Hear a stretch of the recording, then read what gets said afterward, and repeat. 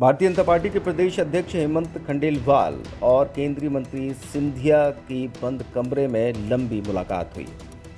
केंद्रीय मंत्री ज्योतिरादित्य सिंधिया से मुलाकात पर भाजपा अध्यक्ष हेमंत खंडेलवाल ने कहा कि मैं जब से अध्यक्ष बना हूं लगातार पार्टी के नेताओं से सौजन्य भेंट कर रहा हूं। कुछ नेता मेरे आवास पर भी भेंट करने आ रहे हैं और उसी क्रम में ज्योतिरादित्य सिंधिया मुझसे मिलने के लिए यहां पहुंचे थे। निगम मंडल की नियुक्तियों पर कहा कि लगातार भाजपा के वरिष्ठ नेता विचार मंथन कर रहे हैं और जल्द ही निगम मंडल में नियुक्तियां होंगी। आज हेमंत जी के यहाँ आए, अध्यक्ष जी के साथ मुलाकात हुई। अध्यक्ष जी के साथ बहुत अच्छी चर्चा हुई है और पूरे संगठन को मजबूती अध्यक्ष जी देंगे, इसका हमें पूर्ण विश्वास है। उनको हमारे तरफ से बहुत बहुत शुभकामनाएं।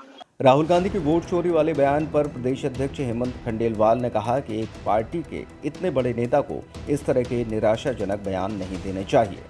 उन्होंने कहा कि चुनाव में कांग्रेस, बीजेपी और अन्य विपक्षी दल भी चुनाव जीते हैं।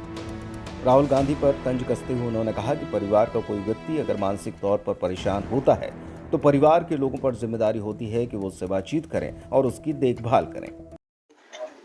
एक विपक्ष के नेता का इस तरह का गैर जिम्मेदाराना बयान पूरे देश के लिए एक निराशा की बात है कि इतने बड़े पद पे रहते हुए व्यक्ति इस तरह के बयान देता है जिसका कोई तथ्य नहीं, कुछ नहीं।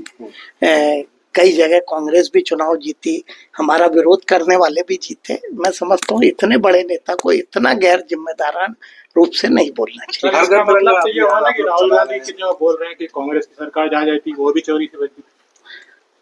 अब मैं क्या बोलूं, इतने बड़े नेता पे मैं कभी भी कोई घर में अगर किसी की कोई दिक्कत आती है, कोई बीमार होता है मानसिक रूप से, तो परिवार को चिंता करनी चाहिए।